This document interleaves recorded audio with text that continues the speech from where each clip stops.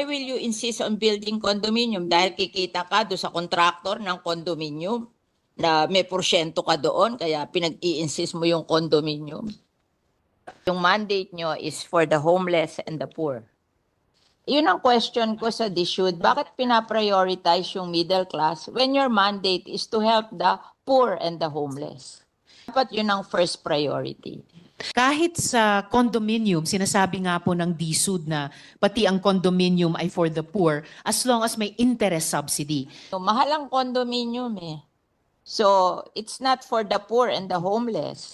So, paalisin sila doon sa lupa na tinitirhan nila, tatayuan ng condominium, hindi naman nila kaya yung condominium, where will they go?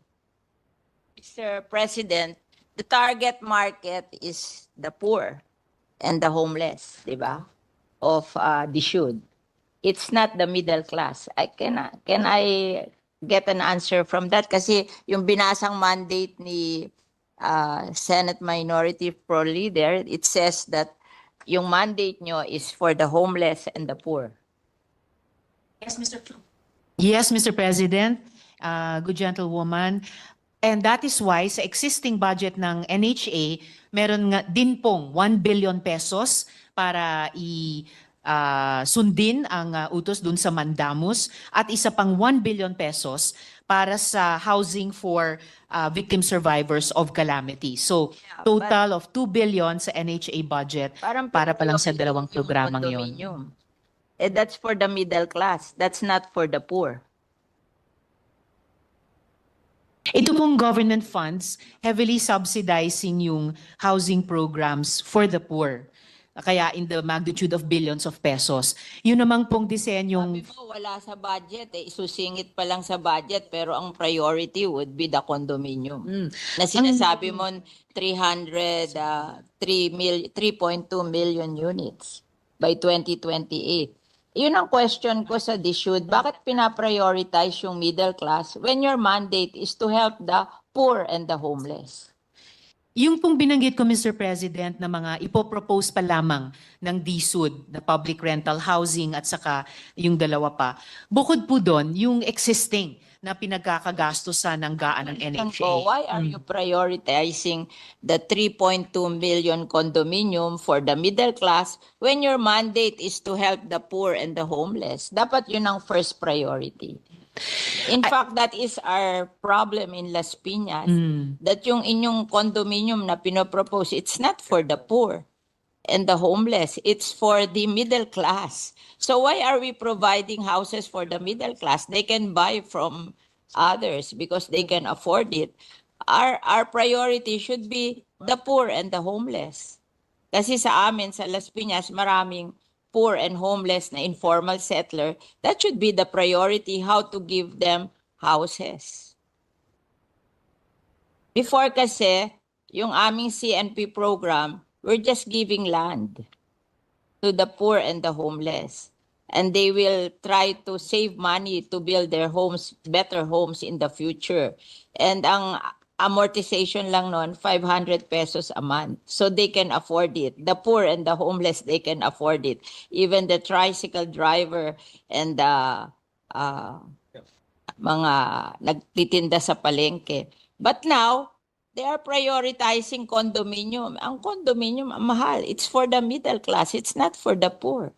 Tapos paaalisin nila doon sa lupa yung poor, lalagyan nila ng condominium. Saan nila dadalhin yung poor? That's our experience in Las Piñas. So I'm telling the secretary what is our experience in Las Piñas. Yes, Mr. President. Nakikinig mabuti ang Secretary sa inputs ng ating mga colleagues sa bawat locality natin. Kasi lahat yan, pag pinagsama-sama, really give us the national situation sa housing na sinusubukang tugunan ng department.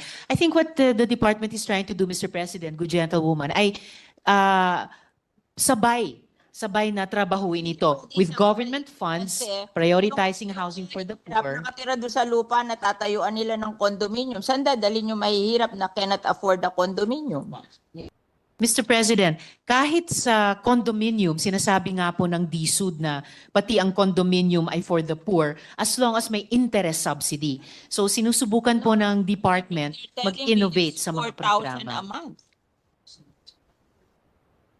Hindi daw po, Mr. President, but I'll get Hindi the totoo. updated figure on Yun that. ang pinopromote nila, 4,000 a month. Mr. President, what I'm hearing here is it is 2,600 a month, so Oh, not kung you- 4,000 pesos. Can afford 2,600 a month when they're earning only below 500 a day.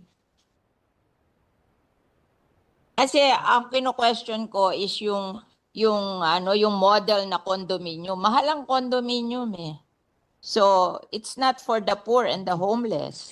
So, Mr. President, sa ini-evolve na programang 4PH ng department, bukod pa po dun sa pinag-uusapan natin kaninang government subsidy, may nauna ng proposal na interest subsidy para dun po sa mga mahihirap na mag-elect tumira dun sa mga condominium na yon or mga medium rise na iyon. At meron din pong proposed na amortization subsidy in partnership sa LGUs. Kasi ang amortization, pag lupa lang ang binigay mo, 500 pesos a month. Iyan ang experience namin sa Las Piñas. Now, pag condominium, magkano?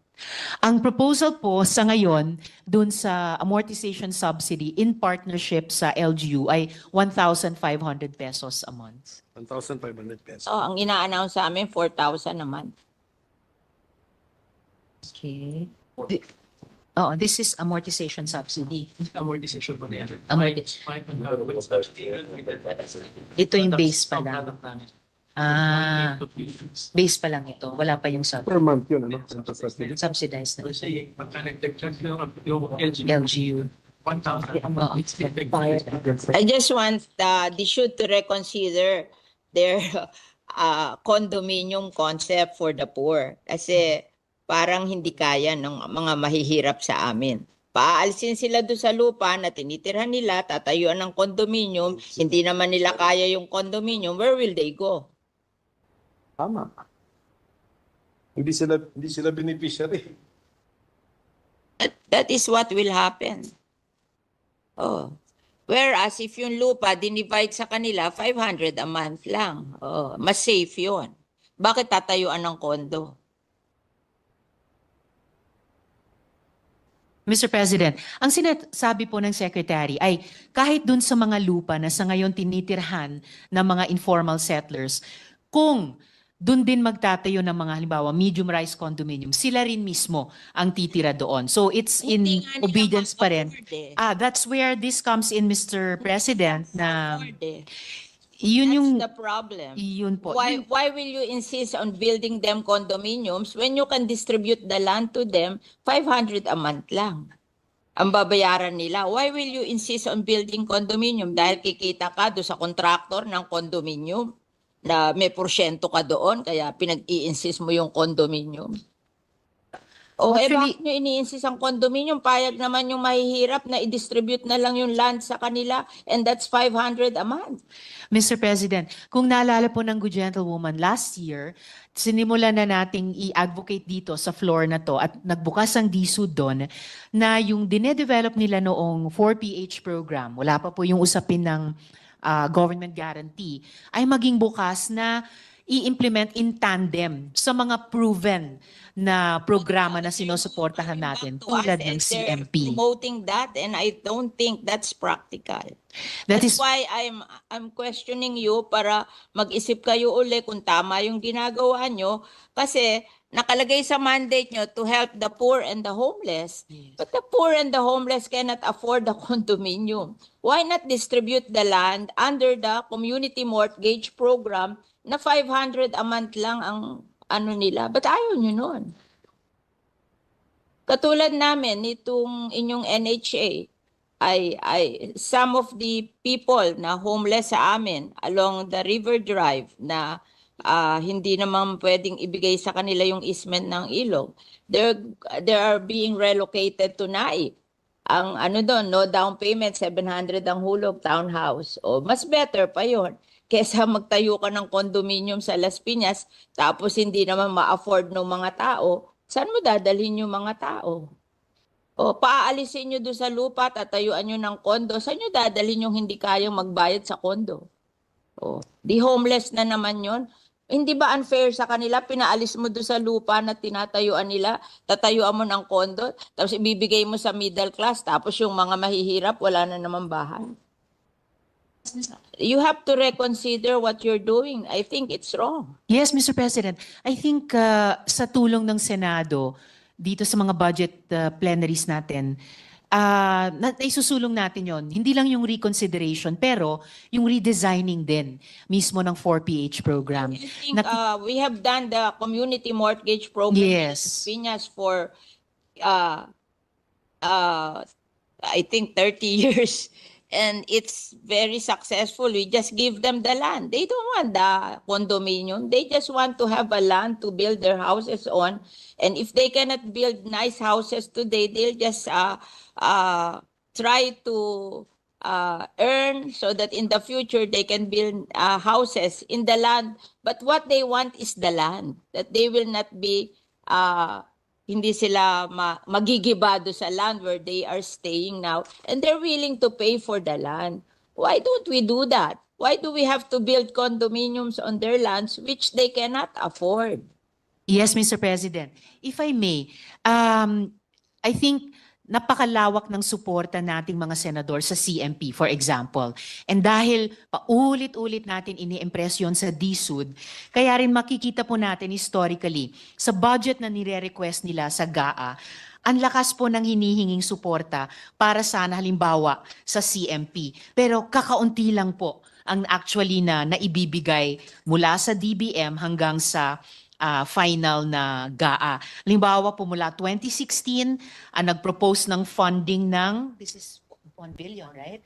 1 billion pesos hanggang sa 2024, hiniling ang 13 billion pesos. Nagsisimula po tayo dito sa Senado ng paniniwala sa CMP, paniniwala sa GLAD program. Kaya nga't nung unang pinresenta sa atin ng DSUD yung 4PH, itong dalawang programa ang katulad ng ibinangga natin sa 4PH precisely to say what the good gentlewoman is saying na hindi pwedeng i-abandona natin yung mga proven successful programs tulad ng CMP para sa isang totally new program. Kailangan yung mga proven, tried and tested components tulad ng CMP i-sustain natin, and then you can see if new ideas like the 4PH at ngayon may kasamang government guarantee ay pwedeng sama-sama tugunan yung ating housing needs.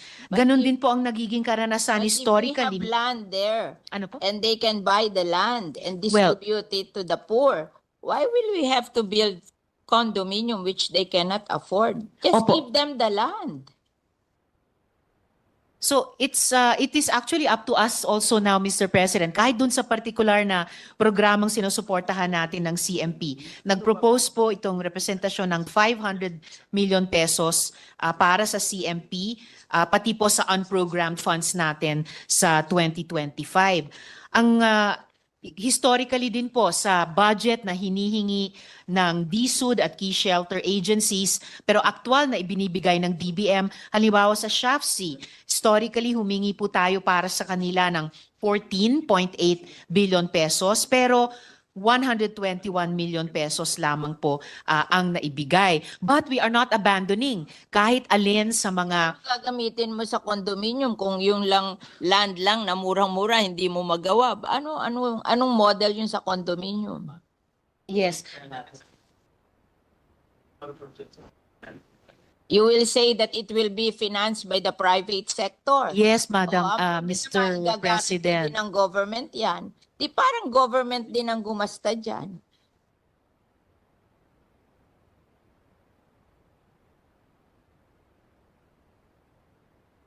Kasi kami, in Las Piñas, we're very successful sa CMP program. The poor can afford that. Why are we abandoning it at gusto natin tayuan ng condominium when it's more affordable for the poor? Mr. President, if I may make a few more points of record para lang makompleto din itong discussion namin ng good gentlewoman. Ang priority po ng DSUD kasi, hindi yung lupa lang. Gusto ng Secretary ay pag bumili ng lupa, magtatayo din po ng bahay in various forms. Yung forms na gusto natin sa CMP, sa GLAD program ng SHAFC, and ang tinetest natin ay kung pwedeng i-complement yan nitong 4PH na may government guarantee. Condominium kung kanila. Kaso kukunin nila yung lupa ng mga informal settler. Tatayuan nila ng condominium. Where will the informal settler go? Pero They that- cannot afford the condominium. Paaalisin nila doon. Saan nila hindi dadalhin? po. Hindi po pa. Paalisin eh. Ganun na ang pinopromote sa amin eh.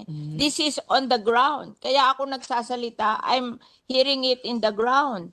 Napaalisin sila dahil pinangangakuan sila ng condominium. Tapos tinanong ko, how will you pay for the condominium? Ang sabi nyo, mag-uutang sa pag-ibig. Pag hindi sila napasa sa pag-ibig, hindi sila pwedeng bumili ng condominium. O where will they go? Mr. Secretary, may problema po tayo sa Las Piñas kasi what I'm trying to show here is pag kinumbine po natin yung mga tried and tested na housing programs natin tulad ng CMP, tulad ng GLAD, plus itong 4PH na isinusulong natin with government guarantee, masasagot yung housing backlog natin, pati sa mahihirap, pati partikular sa Las Piñas. So The paano po condominium natin will not solve the tutugunan problem yung of the problema? poor. They cannot afford the condominium. I'm telling you. Kasi I know how to build condominium, so I know that they cannot afford that. Ang ayoko lang naman, mawalan sila ng opportunity to have land. O kung hindi nila kaya ang condominium, give them the opportunity to own the land and let them build houses in the future. Yun namang kanilang houses, meron silang houses, ililipat lang nila doon sa lupa na allocated for them. We have seen it. Actually, Mr. Homes are 4 stories kasi dahan-dahan nila 30 years, dahan-dahan nilang binild. Precisely, Pero- Mr. President. Yes, Mr. President. Yung sinasabi po ng gentlewoman, yun po yung pinupuntahan ko, na given yung best practice natin sa CMP, yung best practices ng ibang mga informal settler community sa GLAD, na pwedeng mag-combine yon dun sa components ng 4PH, na ito nga, gaya ng sinabi nyo, over time, naging 4-story. So, yun po ay consistent dun sa mid-rise na condominium na sinasabi na, I hear the good gentlewoman, Mr. 500 President. pesos for the land. That they can afford. O later on, magsisave sila. Pag lumaki ang anak nila, nakakasave sila, then slowly they build their homes there on the land. But ang sinasabi ko, don't deprive them of the land because you want to build condominium. Yes, Mr. President. Afford the condominium. Opo, gaya ng nabanggit ko po kanina sa good gentlewoman, ang konsepto po ng department sa 4PH and with government guarantee ay yung mismong informal settlers na nandun sa isang lupa. Sila ko qualify eh. Kasi wala silang income na gano'n that can afford to pay for the amortization of the condominium. Let's be practical. They cannot afford that. Mga ano lang yan eh, tricycle driver. Mga nagtitinda sa palengke. Hindi naman everyday continuous ang income nila. Wala naman magsa-certify sa income nila, napapasa sa pag-ibig. Alam kung mag-process sa pag-ibig, there should be a certification of your income. Who will certify for the tricycle driver and the nagtitinda sa palengke? Mr. President, Kami rin, nagpo-process kami sa pag-ibig. Kami nga, nagda-down pa sa amin ng ang laki-laki, bumabagsak pa rin sa pag-ibig. Nire-refund namin yung down payment kasi they cannot qualify. Mr. President, kahit sa 4PH na may government guarantee, may nakikitang importanteng papel ang pag-ibig. But to get back to the important concern ng good gentlewoman, meron na po tayong proof of concept with informal settlers sa Bacolod. Tama po? Sa Bacolod. So, I hear what the good gentlewoman is saying, yung problema sa Las Piñas. When there are no homeless or poor people there. Here in Las Piñas, they will remove the homeless and the poor people to build the condominium. Where will the poor and the homeless go?